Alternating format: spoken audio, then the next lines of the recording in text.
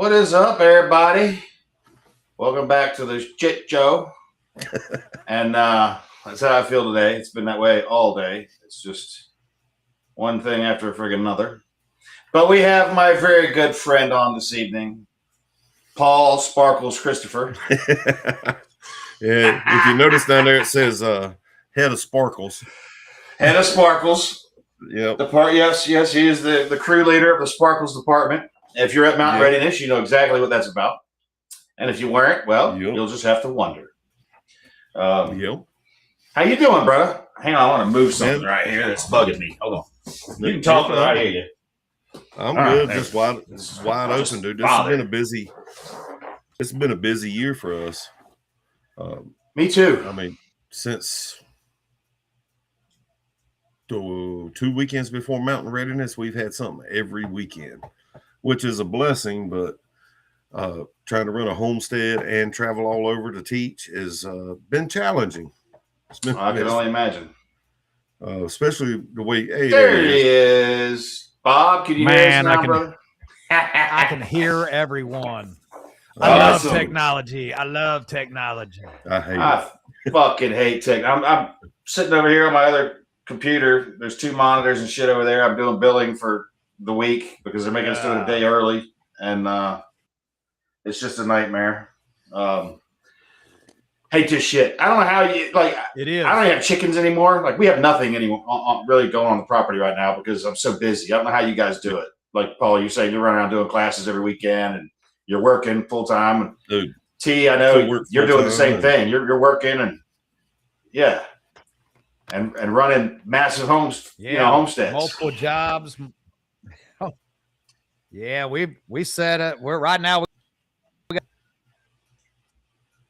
Uh-oh. Rut-row. 400 chickens on the ground. You got that McDonald's free Wi-Fi going tonight, T. Yeah, you lagging bad. There you go. There you go. Big brother, man. Yeah. Big brother they keep kicking. They keep kicking me out. I keep hearing those clicks, and I was like, it's the feds. I know it's the feds.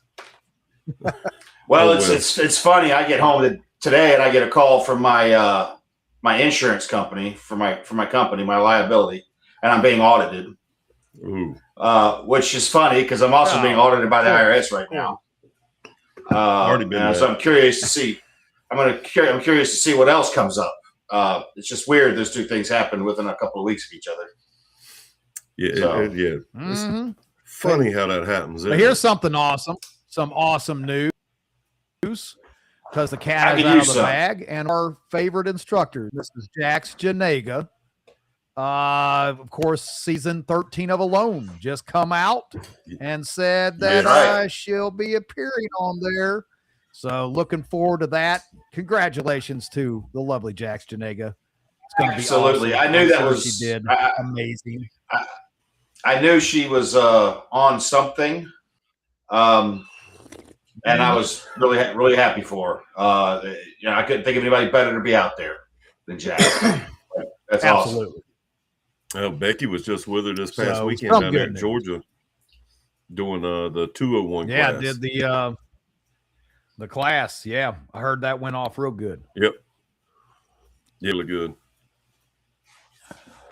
Yes, I'm pretty sure Bob's going to get correct, most likely, and especially now. Just because of that comment on social media right out there for everybody to see. Yeah, right. Oh, I see Ma in the house. What's up, Ma? Sorry, I wanted to call you today. I've just been so busy. I ain't had time to do nothing. Mrs. Weatherman. Sorry we missed you there at the event, Mrs. Weatherman. Yeah. She wanted to come, but she had stuff going on too. I get it. This year was a great event. I enjoyed it. I had a real good time this year. Man, it was a blast. I actually had yeah, absolutely. Yeah. And of course, Montana just not even 2 months away. Yeah. Yeah, I know, right? Yay. I'm trying to figure out how I'm gonna pull it all off right now. We planned on, but mason jars. Yeah, we planned on going to month. Somebody had other plans. Oh, so you guys aren't going up there, Paul? Sparkles, what's up, G? Yeah, we had a camper go out on us. Oh, the suspension went out in the back of the Tahoe. Yeah. Oh, and lo and behold, the 1,000-gallon propane tank on the farm had 5% in it. So, financially, I'm not able to go right now. Yeah, I can well appreciate that. Trust me. And especially with adding the new goats in, it'd be rough to leave with them here. Yeah. Yeah. You'll have you got too much livestock to be gone that long. A trip to Montana is a little bit long, a little bit different than one down in North Carolina. Yeah, but man, I got good help. My sons, man, they make sure everything's taken care of, and of course we got the Great Pyrenees that guards the farm. But my sons, man, I couldn't do none of this without them, because I'd be like, "Hey, you gonna be in town this weekend? Yeah, where you going?" I'm like, "Don't worry," and they don't mind coming to take care of them because I always bring them something cool back. Right. They always get something cool back. I don't want to talk about goat drama. Goat drama. Oh my God, dude. We lost one this morning. T, yeah, you're out, T. We can't hear you, buddy. No audio. Your mic was crackling a minute ago, and then you disappeared. Yeah.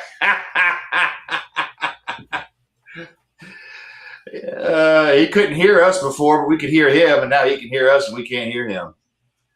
So we'll give T a minute to do that. So Paul, you've got some new stuff for cooking. Yeah. And, let's talk about that for a minute.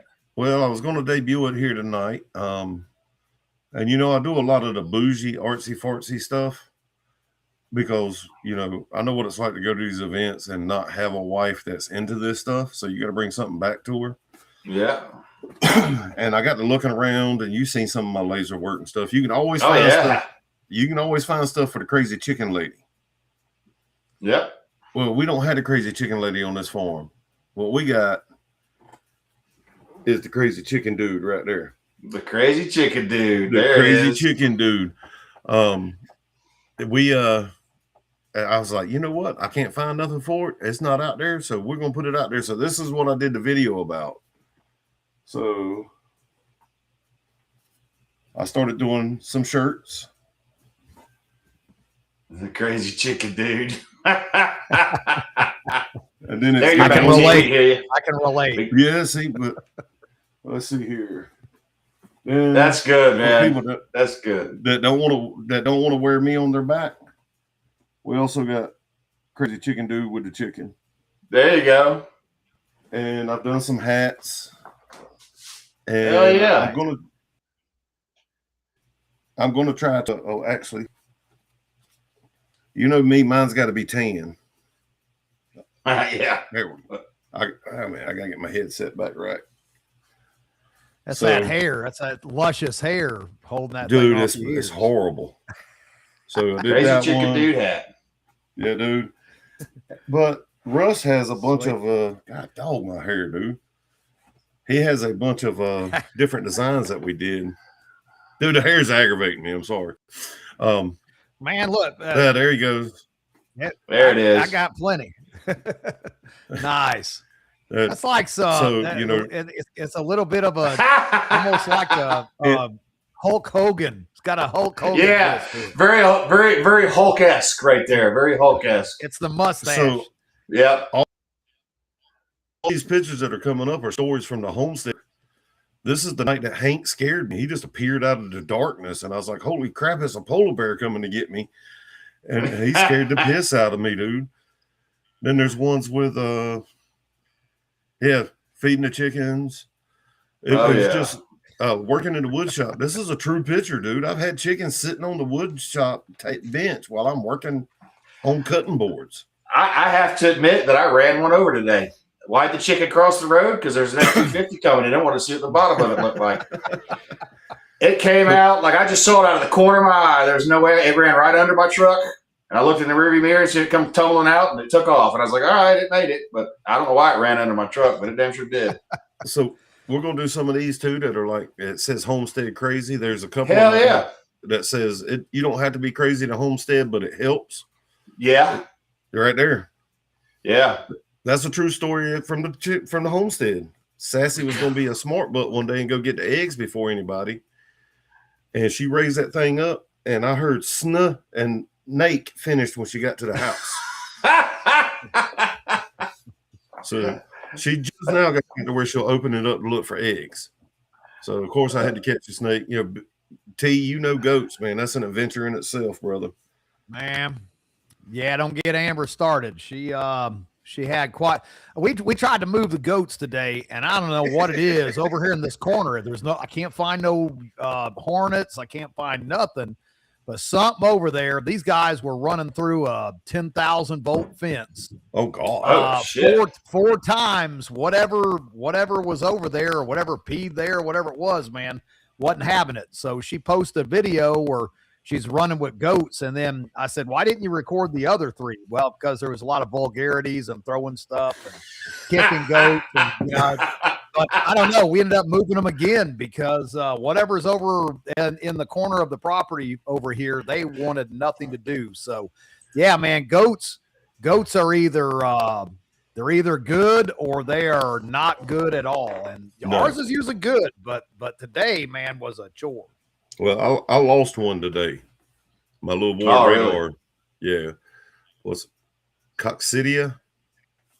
Coccidia got him, but the Lord blessed me. I wound up with 2 more goats for free today. So, oh yeah, there's nothing more expensive than a free goat.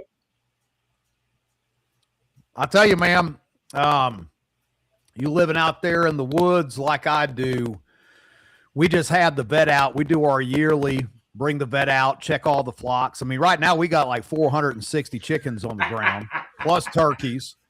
And so we feed our goats yellow and white pine tree. And if you do that, I guarantee you the parasite load will be non-existent. The terpenes in the pine. Yep. And so the vet was just out, man, and they were like, these are the healthiest goats we have ever seen. They have, perfect FOMACHA, 0 parasites. I mean, these things are healthy as horses, but they're goats. But that's all we do. We have medicine on hand, but the white and yellow pine, we throw the whole tree in there. They skin that thing down, eat all the pine needles. It's just top notch. Yep. Yeah, guys, for those of you watching, Charlie's Requiem Book 6 is up for pre-order. I didn't realize that pre-order was live, but it is. Okay. I haven't even looked at my emails and stuff today. But yeah, it's there. So you can grab that. And this one has a nice little crossover that happens, and that one in Book 13, when I can get back to it. Yeah, I wasn't going to ask. When we're working a job, and it's a 2-hour drive each way, and I was going to move my camper tomorrow, and I got called when I got home, and they're like, "Oh no, we need you to go back to Ocala Monday," and I was like, "All right, well I won't move my camper because that's only an hour drive." But yeah, so I've been spending 4 hours a day just getting back and forth, and working out there for 10 hours a day, and then getting home late. And I wish I'd never started this shit. But I did. Well, so that's where I'm at. I mean, man, that's you. That's a lot. Just being on the road. I'll tell you, being on the road will just beat you down. And I do the events, and that's a little tough sometimes, especially with the amount of animals that we have. But to be on the road all the time, like my previous job, where you're just gone 3 to 5 days a week, man, that will beat you into the dirt quick, fast, and in a hurry. Yes, it will. It's right. I was driving today and looked out at my odometer, and I was like, "Holy shit!" I remember this thing just rolled over 250,000 recently, and it's got 304,000 on it now. Oh my god! Snap. Yeah. Yeah. No. It's bad enough with me working 5 minutes from the house, man. I couldn't imagine, literally the fire department I work at is 5 minutes that way from the house. So that's where I'm blessed on that, because I'd be like, hey, something's wrong at the house, at the homestead. They'd be like, well, go take care of it. Yeah. Okay. I've got a good chief. Hopefully he's watching this. I'll get brownie points tomorrow. Chief, I got a great chief. But if that's like Montana this year, man, there's just no way. Keep us in mind now. You know, I know there's another one coming up. You know, there's another state I want to go see that's coming up. So maybe by then, you know, good Lord, I have it in the works where we can make it to that one, which we're working on new classes all the time. Well, yeah, Texas. Yeah, Texas is on the books, and I've got another one in the making. I got to make a phone call. Got to make a phone call here into this week, first to next, but another out west, not close, but very, very into the survival prepping realm. And so we may be putting another spot on the map. We're also talking to some people down south that may be hosting us for a little bit of the Orange State. Ah, Nice. there we go. I mean, it's long overdue. Well, it's long overdue. We got to get down to Florida. It's just the way it goes. Well, yeah, there aren't any shows down here anymore. There used to be a couple, but they dried up and went away. Most of them have, it seems, these days. I mean, there's a few little ones, but I remember, well, I know it's dating myself, but 10 years ago, these shows were everywhere, and they were huge. Yeah. I remember doing PrepperCon in Salt Lake, and I think they had something like 10,000 people show up at that. Jesus. Yeah. They actually, their last year, I was talking to Scott Stallings, and he said his last year there was almost 17,000. Yeah. God, just insane. I'm like, 1,000 people, I'm run ragged. Like 17,000. That dude had a whole city up in there. Yeah, he did. Yeah. Yeah, they took the convention center in Salt Lake. Like, it was huge. It was all indoor, you know, there was no outdoor anywhere. Which is what I like about ours, is there's outdoor, you know. Yep. But if we do this Florida one, it will be a full facility. We've got a full training facility. I won't say who it is, but a full training facility and all the amenities, and so could be pretty badass to say the least. So, well, it is the gunshine state, so you know, I mean, it is the gunshine state. So you got it. And now Florida, you know, they recently passed not only constitutional concealed carry, but also open carry is now in Florida as well. Good. For folks that don't know that. So so we got constitutional carry now, state of Florida. As it should be. I think a lot of our shows, man, have been lacking. I mean, good God, you're looking at $4 or $5 for gasoline just to get somewhere.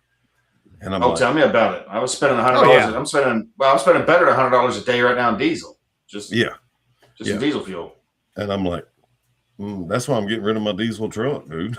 I mean, because I can't afford that. And I don't want to afford it. Mine's broke down. So mine's broke down in the yard again. So it ain't eating nothing. That thing that's the cheapest diesel you'll ever see. That thing don't burn nothing in fuel.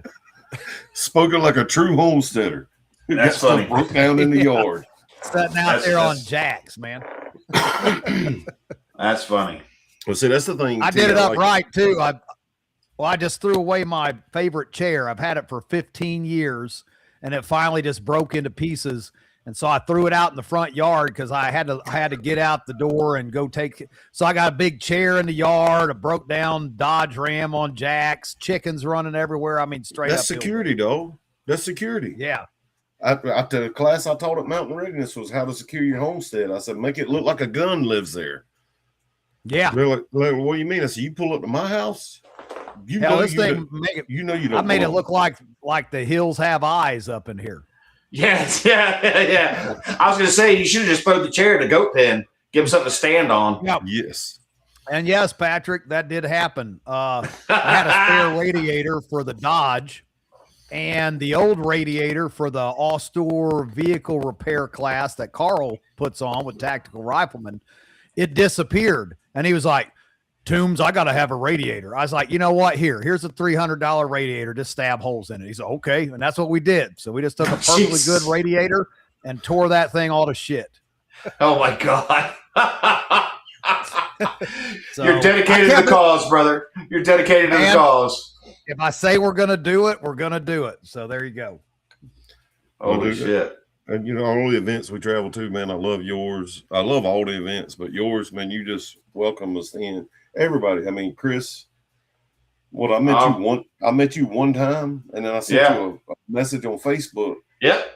And we've been talking ever since. Yep. Because I was scared I was going to need a lawyer. Yeah. He was like, I might need some backup. I was like, what's up? I was like, I got you. I'll be a Huckleberry. I know some folks. Yep. And lo and behold, I got up there and was working with some of your family. Yep. But T, I love your event. What I was going to say about your event is I like it because it brings all of us in. It brings the preppers. It brings the gun people. You got the bushcraft people there. You've got the survival people. You got homesteaders. And while we're talking about homesteaders, a homesteader's all of those. Yeah. You could just say homesteader because, I hate the word prepper. I really do, because they make us. Lack of a better term. That's all that word is. Lack of a better term. Yeah. I tell people I'm not a prepper. I'm prepared. And they were like, well, is a homesteader a prepper? And I said, absolutely they were. Even back in the old days, they were preparing their fields for the planting. They were preparing the food to make it through winter. They were preparing to go hunting. They prepped for everything. And that's, the room I'm sitting in right now we call it our pantry. It's Becky's office, but it's the pantry because we can all our own stuff. And there's shelves of canned food here for us. We try not to go to the grocery store because you don't know what the hell they're feeding you anymore. Oh, these days, good God. It's what they're finding and all the food is it's terrible.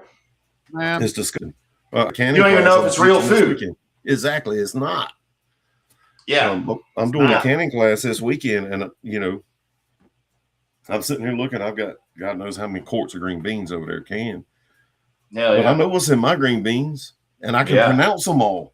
It's green beans, well water, and salt. Yeah. That's all that's in it. Do you know what's in yours? Ethyl methyl eat your face off in some of it. Ethyl methyl eat your face off, yeah. I mean, I'm like, I've gotten to the point now where at the house, if I can't pronounce it, we're not eating it. Yeah. So we miss out on a lot of exotic food because there's a lot of Mexican food and stuff like that I can't pronounce. Yeah. All the canned stuff in the background of the can. Dude, there's not enough room behind me to have all that canned stuff. There's a 3-foot shelf right there, 4 tiers high. There's a 4-foot shelf there, 4 tiers high. And that's just the pantry. That isn't the emergency food. Yeah. We have emergency food too, beans and rice, And with that being said, securing your homestead is what I taught at Mountain Readiness, one of them. I love it when people go, well, I know where I'm going when stuff gets bad. I probably wouldn't suggest that, dog, unless we've already made that agreement. No, here's what I used to always tell people when they say that to me. I was like, well, the only thing you do is bring a shovel because you're going to dig one hole. That's all you got to do. Yep. And I'll take care of you. What I really like is when people that's been here, they hear somebody that say that and they go, hey, I probably wouldn't do that. He's got a kill zone right up his driveway that you can't turn around in. Yeah. Yeah. Broke Dad, my buddy Ben, he lives with us here in our house and he works for me too. But he's been baking bread. He just got on a kick. We ordered Italian flour, Italian wheat, because we won't use flour grown here. And he's been making killer bread. So every day I come home, this house smells like a bakery because I didn't know it, but he used to work in a bakery up in Maine. So he really knew how to do it. So once he realized everything was here, he just kind of jumped into gear, got to work. And nice. Every day there's new bread. You want me to blow your mind? That's the thing, man. You go ahead. I bake bread, I bake cakes, I bake pies. And look at the smile on Chris's face. Like everybody's like, I tell when you got pants like that, as many sparkles are on them pants, there ain't no doubt. Pop up, sorry. I didn't make the pants, sorry. I didn't make the pants. But my mom was a baker. She owned her own bakery. Oh. So she, I'm the youngest of 4 boys. And I thought about this today because it hit hard, man. I was about Sassy's age. And Mama was showing me how to sew. She was showing me how to bake, how to cook. She taught me how to can. And I'm like, I remember I was like 10 years old. I was like, Mama, why are you teaching me all this? And this hit hard for a 10-year-old. She said, because I'm not going to be here your entire life to make sure you're taken care of. Yeah.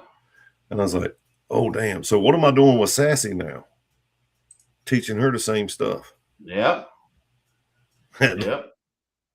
Look, Becky, I told Becky did what she said. You're like one of the coolest dudes because we can go get pedicures or we can go drink a case of beer. Whichever one you want to do, we can do. So I told her, I joked with her, I said, you got to get, I'm teaching Sassy. She's got to get the guy that's the right mix of Mad Max and Martha Stewart. If you get that good, you get that good mix in there, and, he's not. You can keep that pedicure stuff. I couldn't walk for 2 weeks. Nah, it feels so good. I'm out. Them Asian ladies in there with a die grinder and a cutoff wheel and then all of a sudden they put my feet in hot wax. Oh, hot God, wax. yes. Raw meat. I got raw meat for feet now. Hot wax dip. Peeled that all off. Then they stick it in with a bunch of little minnows that are eating on my feet. I didn't do the minnows. Could not walk for 2 weeks. She even looked at me. She was like, "Oh, you need to take better care of your feet." I'm like, "You need to quit hitting it with a grinder." Like I could. There was nothing left.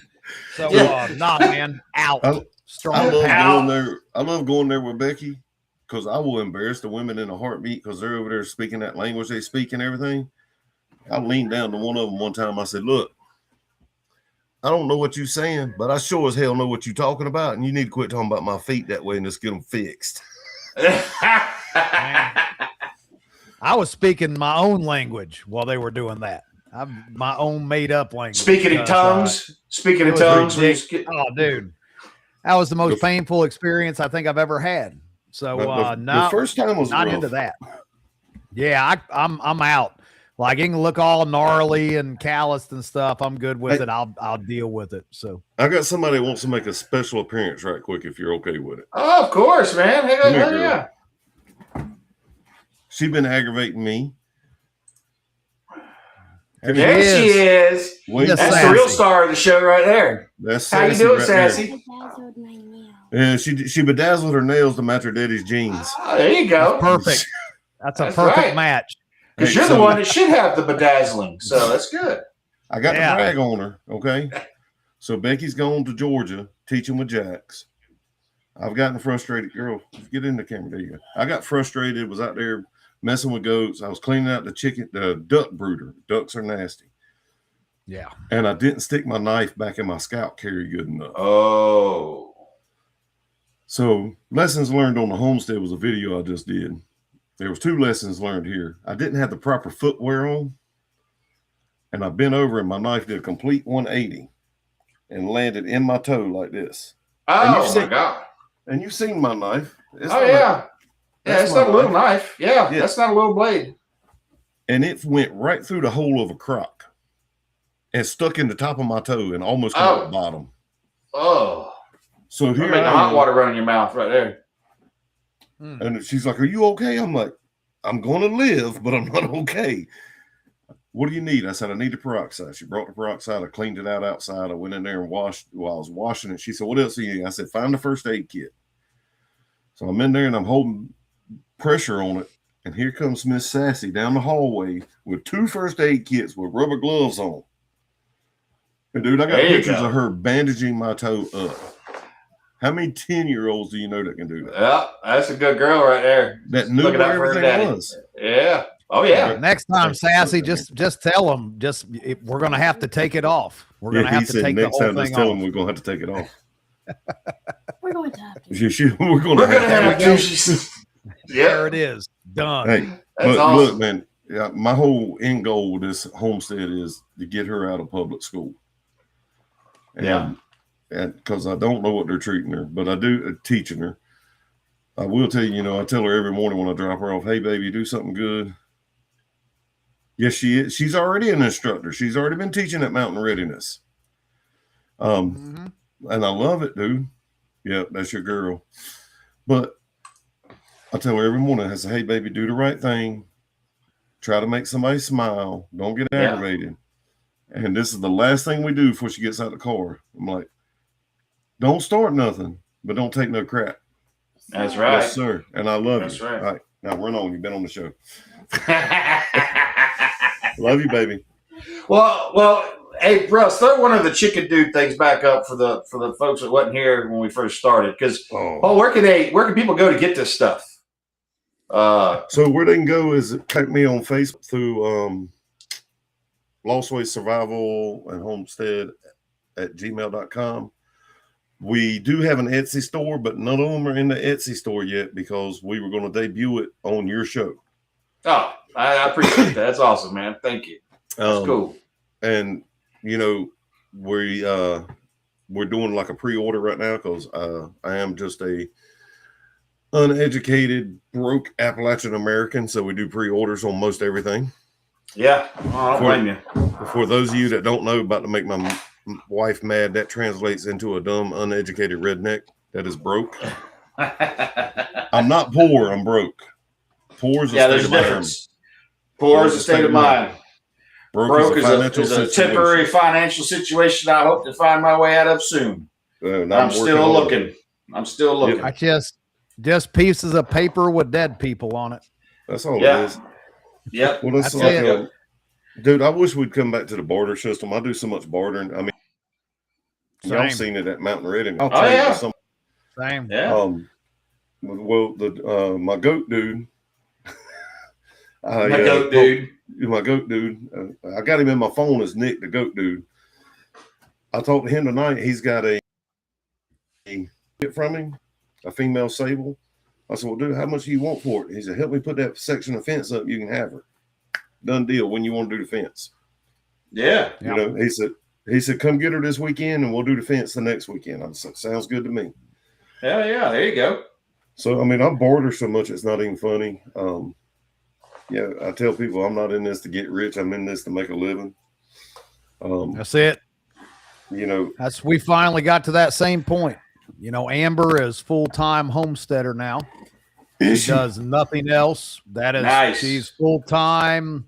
I am almost full-time. I do a little construction here and there, but I pick and choose what I do.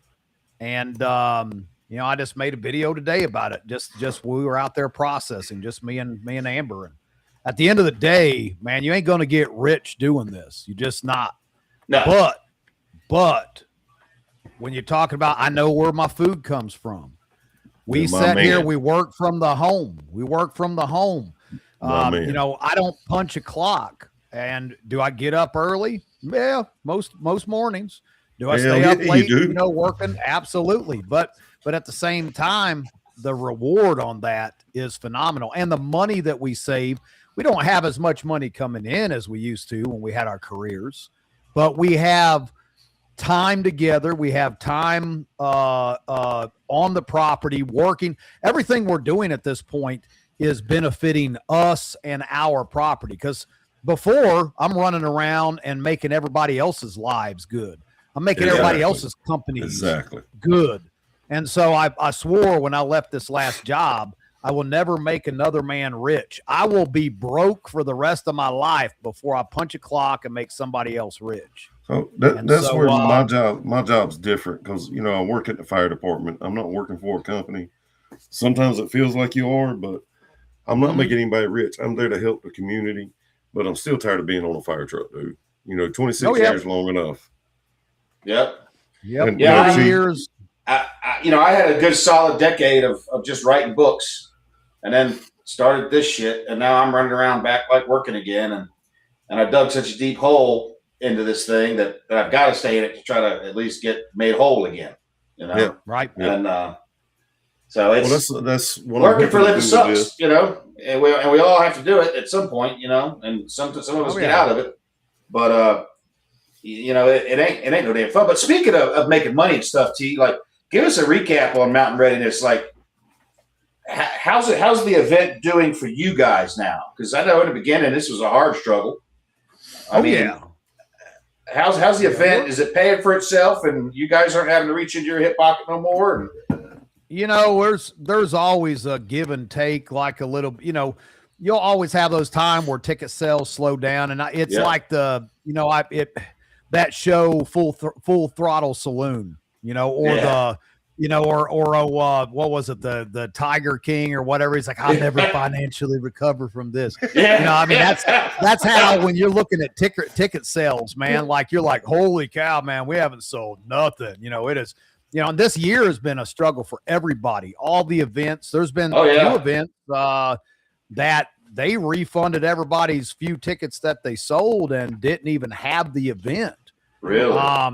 You know, like, and not small events. I mean, I'm not going to say names and stuff, but there is one down towards the Ohio area that usually had quite the crowd, and they ended up refunding like 50 tickets. Yeah. And that because they couldn't even afford the venue. And so you throw into stuff overseas and Iran and the Strait there of Moose and fuel prices and the food. Like, I'm going to tell you right now, not only is the food complete shit, it's like outrageously expensive. I can't get a decent piece of fruit anymore. Like, every time I go to any store, I don't care what the store is. It can be high end. It can be run of the mill. Every piece of fruit that I eat now tastes like straight soaked in glyphosate or something. I mean, this stuff is disgusting. Let me tell you something. Ridden. Yeah. And so, yeah. I went when I worked at the local feed store. We used to have a grocery store next door, and I'd go over and get fruit and stuff. You know, well, I spilt my grapes one day. I worked at a feed store. Okay, you know what's a feed store's got? They got squirrels, they got rats, they got all kinds of stuff. For 6 days, those grapes sat right there where they spilt. No birds ate them. None of the rats ate them. No, I'm like, guess what?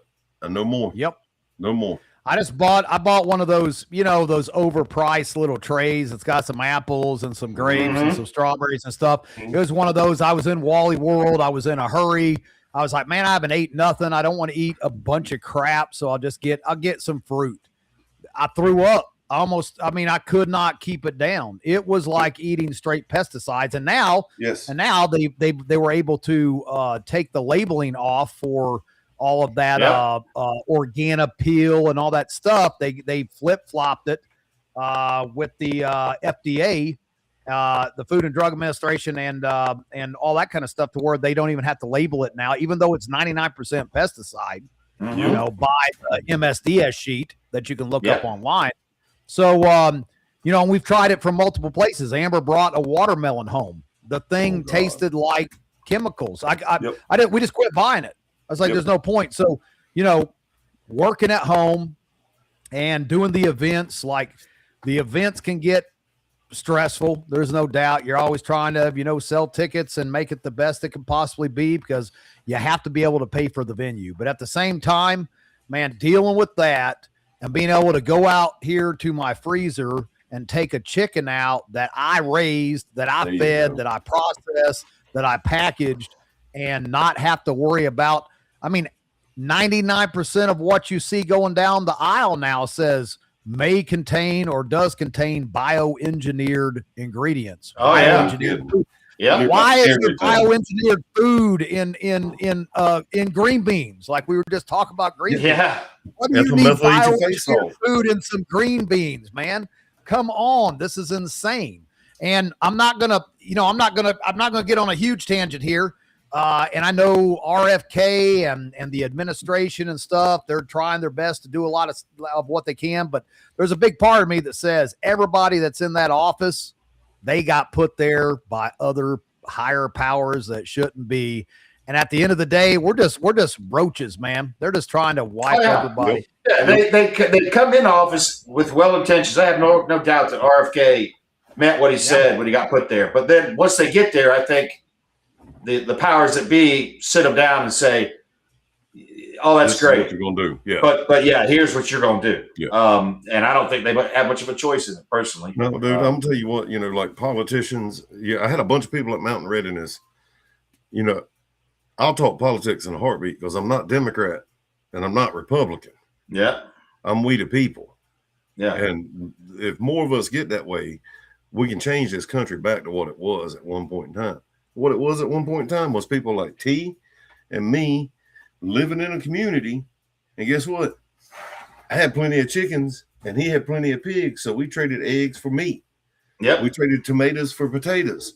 We did all the trading. I mean, that's why we're called Lostways. We're trying to teach the lost ways of doing stuff. You know, it's not lost. We just got lazy. It's not even that. It's the society is engineered to make sure you're not, independent. Exactly. They want that because it's legitimate. It goes from television programming. When that first started, they called it programming for a reason. All right. Yep. So they're programming you there, and then now they're controlling what goes in your food, what you're eating, and putting into your body. It sounds conspiracy theorist to say that it's not conspiracy. There obviously is some kind of a program, but so many conspiracies have come true in the last 3 or 4 years. It's crazy now. They're all truth theories. Yeah. Yeah. And we've literally traded our personal and our medical and our food sovereignty for push button instant gratification. And that's all it is. We've been set up by this world to think that sitting in a cubicle staring at a screen like we are right now is the norm. Yes. I've said this 100 times. 150 years ago, all year long, in the spring, you're planting crops and you're keeping them alive and you're raising your livestock and you're getting all your chickens and your goats and your sheep. And towards the fall, you're canning and you're preserving, and you were getting firewood stacked up. And when the winter hit, if you didn't get it right, then you got to eat the horses. Yeah. All right. Because you horribly screwed up. And that's I say that over and over again. We no longer have to eat horses, and that may be the problem. It might be. Yeah. Well, trading comfort and security for, like you said, basically individual sovereignty. Every aspect of individual sovereignty, Yep. I mean, one of the things I teach people with homesteading is, like, we got picked up by the local news channel here to do a video once a week. And it's about homesteading. And like the first time we got interviewed, the lady from the newspaper come out and she walked in the house and was like, "Oh, y'all got power?" I'm like, "Well, hell yeah, we got power." She's like, "Oh, y'all got air conditioning?" I was like, "Woman, we homesteaders, we ain't Amish, Yeah. Yeah. Like, and so, people here really don't know what a homesteader is. And I love using that term because people are like, "Oh," and I love picking on people too, because I get people here. I call them butter shoes, sorry if that offends anybody, but that's the preppy bougie people. I get butter shoes all the time in my classes. "Oh yeah, I'm a homesteader. I got 8 chickens and 2 goats. No, sweetheart, you got a hobby. Yeah. When you're a homesteader, Becky's watching this right now. Okay. I don't know how many chickens I got. Because Amber knows exactly how many chickens she's got. I know she knows to the T, to the beak, down to the very last beak how many chickens are out there. Yeah. I had some that escaped the pen and went and hatched their own. Oh. Well, so now I've got like 17 little black ones running around in the yard. So I got to throw this out there. G, if you still want to do it, brother, give me a few more months. We're going to be able to wild chicken hunt. All right. Wild chicken hunt. We're going to take them out. 467. Bam. Not including turkeys and all that kind of stuff. Becky, we're not that bad. Hey, pull up Sid. So, quick question. Don't know if this is the right place to ask. Knowledgeable. I'm in my 20s, can't afford to buy land for growing lots of food. Any advice for a small area yield food and can grow about 600 square foot? Number one, you don't even need 600 square foot. No. Especially if it's just you. Now, if you got multiple people, that's a different story too. But microgreens are a thing. Check them out. Microgreens. Check out our friend Billy Bond over at Perma Pastures Farm. Absolutely. And the homestead consultant, which is William Bond, his son. Man, you want to talk about growing in very small areas, raised beds, microgreens. I mean, we still, just for our animals alone, microgreens. We grow them just for the chickens and the goats. And man, you can really knock out a whole lot of food in a very small space. So yes, 600 square foot, you got plenty of room. Yeah. If you want a direct plant, I would recommend doing your soil amendments first. Get your dirt right before you start planting, or you'll just be disappointed and you might stop. So, contact your local extension office, and you can send a soil sample to them, and they'll tell you exactly what you need to do to it. Raise or lower the pH, or increase this or that, and get your soil right and get it amended with some compost, that kind of stuff. And I would overwinter it 1 year first, and then start planting it the next. Well, also the other thing I suggest is go check out the Amish people, dude. Yeah. The Amish people have been doing it for hundreds of years. Here's something else. Working for the Amish, I pretty much they actually tried to get me to become Amish. I was like, nah, man, I ain't giving up the truck. I can tell you that. You didn't go to that bed sheet party? You didn't want to go to one of them bed sheet parties? Man, I went to enough crowds. I went to enough crowd parties that I wasn't concerned with that. But Billy also, he did an awesome video. He was doing this rogue planning because he had people that are like, well, I live in, downtown New York. How am I supposed to grow my own food? He goes downtown New York to the park and is planting food in the park. Yes. In the tree lines, and no one even knew it was, it was a tactical food forest. Exactly. And so he was showing you can produce food. Now, let me just say this. I don't know if that's legal or not. I'm just saying hypothetically. I'm sure it's not. I'm just saying hypothetically. Who gives a shit? Yeah. I'm saying hypothetically, if you needed area to plant, like, what are they going to do? Arrest you for, throwing some tomato seeds over into the woods? Like, it doesn't matter at that point. Yeah. And he had quite the garden going. Guerrilla farming. Yeah.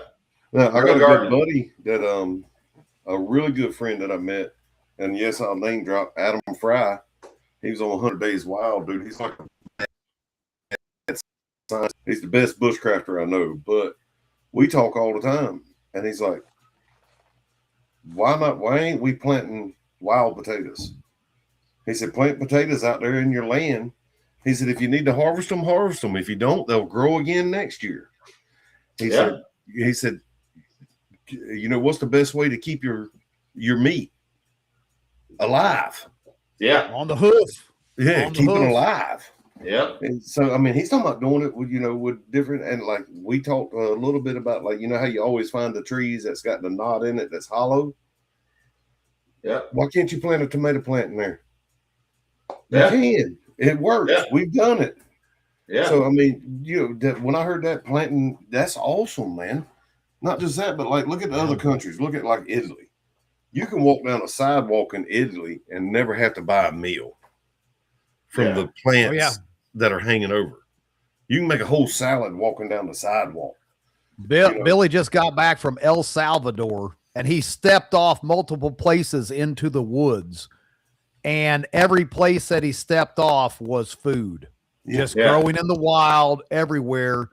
And a bunch of the locals, he was over there with Jack Cruz, the brain surgeon, the famous brain surgeon that talks about circadian health and a lot of alternative health and red light therapy and things like that. But Jack Cruz lives over there because he decided that he was done eating nothing but chemicals and breathing chemicals and being exposed to toxic chemicals. So he moved there, and man, food everywhere. You could do the same thing here, though. At one time, hundreds of years ago, the Indians did just that. They've used the bison and the elk and all the wildlife to tend these food forests that they help maintain. Yep. And of course, big conglomerate stores knocked all that out. Of course. Yep. And they hate people like us. Yeah. They really do. And I'm good with that because I'm not supposed to be liked by everybody. Man, if you're liked by everybody, you're doing something wrong. Yeah. You don't want to smell their breath. To answer that other dude's question too, like this year, man, we've been so busy. I haven't been able to plant a garden. Decision on our farm this year, all my beds and everything's out here, and I'm still cultivating them and keeping them right. But I'm like, I don't have time because, like I said, since 2 weeks before mountain readiness, we've been running every weekend. So I wasn't going to waste the money. So I've got a local farmer here that's an organic farmer. This is his 5th year being organic, so he can be labeled organic. And he used to be a flight medic. And actually, when he got in a bad wreck years ago, I was the one that got him out of the car. So we've been really good friends. So it started out as a work trade for corn one year. He's like, hey, you want to come help me harvest some corn? And I'll give you some. I'll come home with 3 bushels of corn. I don't know if you've seen 3 bushels of corn. That's a lot of corn. That's a metric shit ton. Yeah, that's a quart of corn. You measure by the quart at that point. So now we've worked out. The last year I went and helped him. Becky and I went out and we helped him pick green beans, which he picks green beans the best way possible. You pull the whole bush, throw it in a big thing, and he takes them over to the shade and you pick the green beans off. Yeah, I love it. That is the best way to do it. It is. And like I come home with 3 bushels. Actually, G that's in here, he got a bushel of them, and we put up 2 bushels. 2 bushels of green beans is a metric ton of green beans. Yeah. That's the joys of canning it myself. I know that stuff will last for 3, 4, 5 years. I'll eat it when it's 6 years old, you know? Yeah. Yeah. But this year I talked to him. I said, look, we were headed to an event. I called him on the phone. I said, look, Mike, I'm putting my family's vegetables in your hands. He goes, okay. I said, what are you planting this year? And he named off tomatoes, potatoes, peppers. He named off everything that I need. I said, okay. I said, I want to come work trade for you. Every time something's ready to harvest, you call me. I'll come work for you. I need vegetables because I'm not planting a garden this year. There you go. He said, Paul, I got you. He said, I'll let you know when stuff's ready. You come help me pick, get it to the farmer's market. You take what you need. Yeah, I was just fixing to put that up, Russ. So for those that haven't heard, I'm still working on it, guys. I know it's slow and coming, but like I said, starting this company was the biggest mistake of my life, honestly. Like literally, that's what it is. But I am getting it. But Charlie's Requiem Book 6 is up to pre-order right now, so you can order that. Get on pre-order for that. But it is coming. I am actively working on the book. It's there was about a year there where I didn't even touch it. But I'm back actually every day, at least a little bit. Even if it's only for a half hour, I'm sitting down and working on it. A lot of the time when I'm sitting in my truck on the side of the road watching these guys hang cable, I've got my laptop out messing with the book, either writing some or doing a little editing or going back through it. But it's in motion again, and I'm trying to get it wrapped up. I was trying to honestly have the writing done by the end of the month, but I don't think that'll happen in the next 10 days. I got a little too much to wrap up yet. And this one's going to be a little bit bigger than the ones in the past, too. This one's going to have a little more meat on the bone for you guys because you have had to wait for a while. So I apologize for the wait, but it is coming. I promise you. All good things that are worthwhile require wait. That's just the way it is. Amazon, where everything comes from, man. What do you mean? Where's it up for pre-order? Amazon. That's where everything comes from, right? Pretty much. So I hate that. I was talking on the Patreon last night. I don't know if you guys noticed this. I just want to run this by you, see if you guys noticed. For a while there was a lot of videos right before and immediately after Trump released the UAP files. What he released, that great picture of that parachute flare. I thought that one was fantastic. But there were a lot of videos coming out on YouTube, all over the place. On Twitter, you'd see them almost every day. There was new sightings. You notice how that's like fell off a cliff? Like, yep. Just stopped happening. You're not seeing them anymore. It all went away. Yeah. It's just strange. How about the Massey thing that recently just happened? Good Lord, yeah. Those certain files sure get you chopped quick. Yep. Yeah. Dude, I'm gonna tell you what, man. Man, Angery, you and I have talked about this before. Like, I don't even watch the news anymore. No. I don't. I get up in the morning, I have my caffeine, I have my nicotine, and I watch the weather. And that's it. And that's just my morning ritual. I don't watch the news so much that I didn't realize who Tulsi Gabbard was when I hung the phone up on her. We had that discussion the last time I was on here. Yeah. I had to Google who that was. And Jeep Yeah. picked on me. He's like, dude, come out from underneath your rock. I'm like, no, I like it here. Yeah. But dude, I watch the news for entertainment. I get my information from other places. X. Well, X primarily. Yeah. It's a great open source intelligence tool. I highly recommend everybody use it. But I don't watch, because we were going through. Me and Mel were before our show last night. We were talking about the Virginia redistricting case that went down and everything that the Democrats tried to do to stop that from being overturned. Like, they went so far as even discussing replacing or doing away with the Virginia Supreme Court, trying to get around it. Like that was a real conversation they had. And it's just funny to me that it's okay when they do it, but now they're screaming from their, the top of their lungs because the Republicans are going to do the same thing to them now. And it's happening in several states, and there's going to be a net Republican gain. Yep. So, and another example of that, of just, I don't know, the world just feels off to me right now. Everything, nothing feels right. And so then we look at this movie, The Odyssey. And you remember back a few years ago, the left, if you would have race swapped a character who was traditionally black for one that was white, they'd have been foaming at the mouth. They would have lost their minds. Yeah. But in The Odyssey, they're going to swap. Helena Troy is going to be played by this African girl. And Achilles is going to be, I don't even know what their name is, but it's some transgender person that, and I'm being nice using that term on here. Yeah. But and she's only like 5 foot tall, and she's supposed to play Achilles. Yeah, really? It's I don't know. It's like they're trying to reshape. So when the arrow hits the Achilles, is it actually going to hit her calf then because she's that short, or how? What's that? It's topsy turvy, man. The whole thing is just I get my news from you, NC Scout, from Joe Dolio, and a couple of those guys, and other than that, man, as soon as exactly, Rev's got it. When I heard, hey, they're raping and eating babies and nobody cared, I was done. Checked out. That's it, dude. Yeah. Dude, that pissed me off so bad. I'm sorry. You about to put me on a soapbox right now. Yeah, and I look back, and the Christian in me, don't let that Christian fool you, because Jesus tipped tables. All right. Yeah. And I look at the memes and everything, and like, there's one of George Washington talking about me and my homies would be stacking bodies by now. Oh yeah. And there's another one of him and Jesus talking. It's like they didn't pay attention. Yeah. We didn't. We just accepted that. And, I didn't accept it. T, you didn't accept it. But as a whole, it's just like, well, absolutely. You're not offered an option either. You got to remember that. And I've used this analogy before. A lot of you have heard me say it, but like, the best years of your life are from the day you're born to the day you graduate high school, because you really got very little to worry about. Mom and daddy are there. Life's good. Everything's taken care of. You graduate high school, you go one or two paths. You go to work or you go to college. If you go to college, you're incurring massive debt usually. But at the end of it, you still have to get a job. And when you get a job, it means you got to get a place to live. You got to get a car. You're incurring debt. And that's what we're here for. That's all any of us are.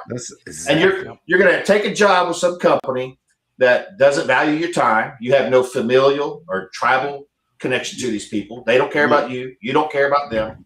You're going to do this for 20, 30, or 40 years. You're going to live for 2 days a week and 2 weeks a year. Yep. And that is what life is pre-programmed for every person who's born. That's the mold you got to fit into. That's why I want to get her out of public school.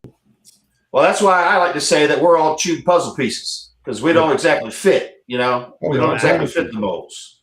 So I like that. I promise you I don't fit. It's like I honestly don't fit, because you seen the sparkle jeans. I mean, ain't that the truth? But whatever. I told Becky today, I said, they might not know who I am, but they're going to remember me. That's right. I promise you that. Leave a mark. Leave a mark. And that's like me trying to build a legacy. That's what the Bible told me to do, is build a legacy for my kids. Yeah. Well, that's what we're trying to do. And I think, I'm trying to stay humble. I love you too, baby. She's about to go and give me the little hearts and stuff. She's telling me I'm doing a good job, and she's like my best cheerleader. Dude, so much I do is because of her. because I can't let her down. You know what I'm saying? You know, Oh yeah. My parents didn't let me down. It was just they grew up in that situation. Like, look at the cafeteria in a school and look at the cafeteria in a prison. They're the same exact damn thing. Yeah. The exact same chairs, the exact same way you go through and get your meal. Tell me we ain't programming people. I'm so thankful right now that I had ADHD going through school because I was busy looking out the window, worried about trying to get into the woods while they were trying to program me. Yeah. Yep. And with that being said, T, I still want to do that class, attention deficit, oh, look, something shiny, homestead talk. Attention deficit, oh, look, something shiny. Well, and a legacy is a good thing to leave for all of us, because, you know, the ones we're leaving behind are a little bit better than the ones that everybody else is leaving behind, or that they intend for us to leave behind. So on that note, what do you want to leave everybody with tonight, Paul? Well, dude, what I want to leave everybody with was, hey, go check out Chicken Dude. Hit us up. This is going to help me. This is going to help me get off the fire truck. I fully believe that. You know where your food comes from. There you go. Check us out. Know where your food comes from. Know what you're putting in your body. You know, I spent years eating crap and trash, and know what you're eating, dude. And I'll use the example tonight. We did burgers tonight that come from the store. Sorry, we ran out of fresh cow. And it did not taste good. I'm picking our cow up tomorrow. We'll have fresh cow meat tomorrow. There you go. There you go. Know where your food's coming from. Know what you're putting in your body. Help each other. Don't be jerks to each other. You know what I'm saying? Yeah. I love people, but I hate the public because the public is just, they're nasty to each other. Don't be nasty to each other. Now, like I tell Sassy every morning, do something nice for somebody. Make somebody smile today. You know, I can't tell you how many times you've made that little girl smile because you give her a sticker, or T, you give her a battery bank. You know what I'm saying? Make somebody smile. Do something good for somebody. And don't do it and video it. I hate that. Oh, I give this homeless person $20. Well, I don't give a shit. Yeah. I'm sorry for my language, but I get kind of passionate about this.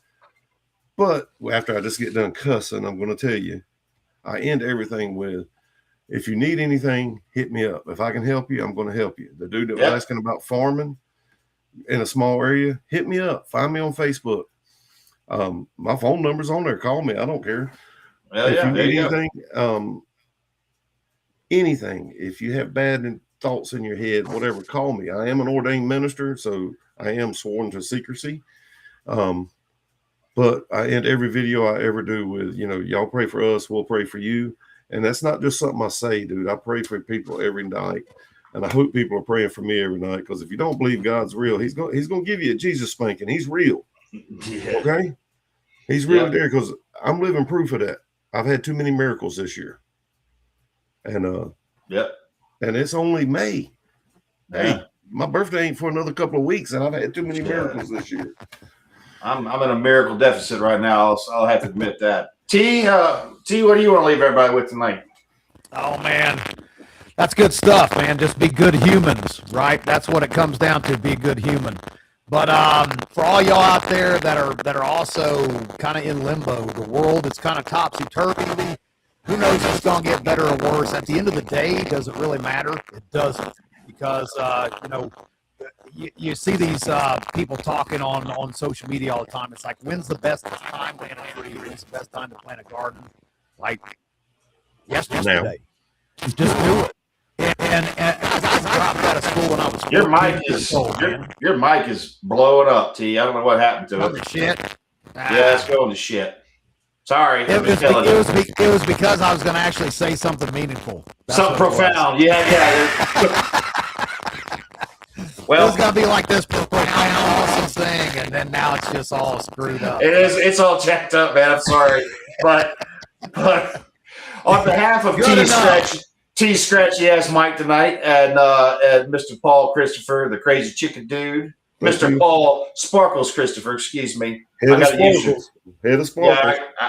use your legal name now. It's your legal name now. So want to thank everybody for being here. Thanks for hanging out with us, guys.